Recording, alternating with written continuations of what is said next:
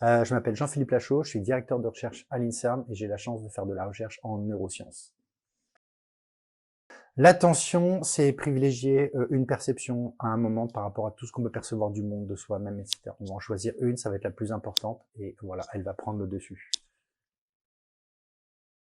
Faux.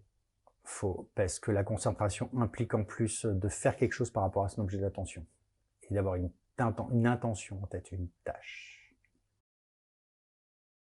Ah bah les deux sont indissociables. Hein. Les deux sont indissociables. Bah, on peut pas faire grand-chose sans être concentré, mais on peut pas se concentrer sans être attentif. Donc, je prends le package. Ça s'apprend. Parce que quand on est, il n'y a pas un petit manuel à la naissance avec comment se concentrer, qui explique comment. Et justement, c'est un problème parce qu'on considère que tout le monde l'a appris quelque part, alors que non, ça s'apprend pas. Ça devrait s'apprendre, mais ça s'apprend pas dans les faits. Cap. Par exemple, là, je parle et en même temps, je suis en train de me basculer sur le fauteuil, donc c'est possible. Mais en fait, mes lacets sont déjà faits.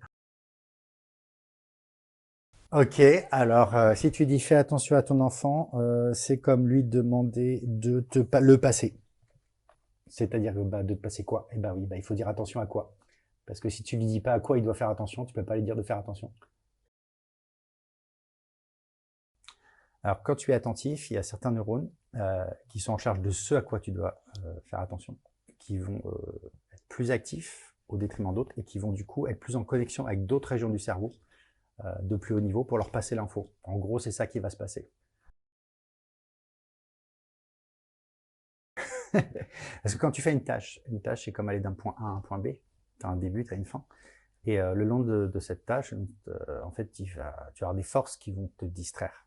Et il faut éviter de te laisser distraire, réagir à ces forces pour te restabiliser sur ta tâche. Donc c'est exactement comme une poutre, en fait, finalement. Alors on ne peut pas vraiment entraîner son attention. On va entraîner à stabiliser son attention. Euh, dans ce cas-là, bah, donc lire, ça marche. Je pense que apprendre à faire une figure en skate, par exemple. Et puis faire un gâteau. Non, j'en ai pas. Parce que j'ai pas non plus d'astuce pour apprendre à faire du violon et pour apprendre à jouer du piano ou pour apprendre à jouer au basket. En fait, c'est pas une question d'astuce, c'est un véritable apprentissage. Apprendre à apprendre. Parce qu'une fois que je sais apprendre à apprendre, bah, je sais apprendre.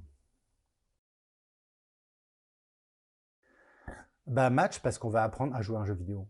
Mais plus généralement, la question c'est est-ce qu'on peut utiliser un jeu vidéo pour apprendre à apprendre? Bah, ça dépend du jeu vidéo. C'est le grand espoir qu'on a avec Babaou, justement que ça marche, que ça puisse fonctionner. Des gens sympas et dynamiques, une super idée et un projet qui va marcher.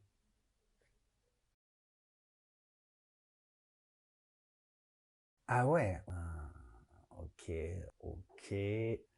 Euh, Babaou est à l'attention, c'est que Minecraft est au Lego.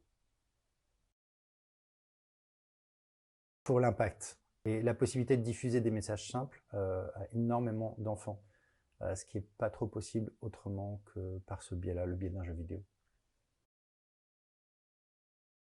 C'est un peu comme s'éclater tous les jours. En fait, c'est dans une aventure humaine incroyable qu'on est la première génération à pouvoir faire. C'est être au courant des toutes dernières découvertes. C'est super, quoi. Non, non, non, pas du tout, non, non, non. Enfin, si, parfois, quand tu cherches, tu trouves que c'est pas par là qu'il faut aller. Et ça aussi, ça fait partie de la recherche. Que échouer, ça fait partie de la recherche, c'est normal. Mais réussir aussi. Hein. Alors, bah, ceinture noire, je sais pas, c'est pas à moi de l'évaluer, mais en tout cas, c'est sûr que j'ai attendu longtemps avant de faire des conférences sur l'attention, d'avoir une attention à peu près stabilisée pour quand même incarner un petit peu ce que j'exprime. Oh là, il y en a plusieurs. Bon, je suis très tennis, hein, donc je vais aller chercher là-dedans. Nadal, c'est vraiment l'exemple qu'on cite à chaque fois, parce qu'il a une qualité de concentration qui est énorme, non seulement en match, mais surtout à l'entraînement aussi. Je pense que Djokovic aussi. Je pense que c'est vraiment des modèles qu'on peut avoir en tête sur leur qualité d'attention et de concentration. Je suis partagé, je me dis que si c'est un de mes bouquins, c'est juste nul de dire ça. Bah, celui que je vais écrire.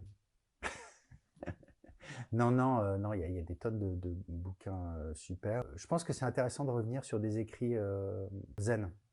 Par exemple, tiens, je vais en prendre un. La pratique de la concentration par Taizen Deshimaru. Ça, c'est un très bon conseil de lecture.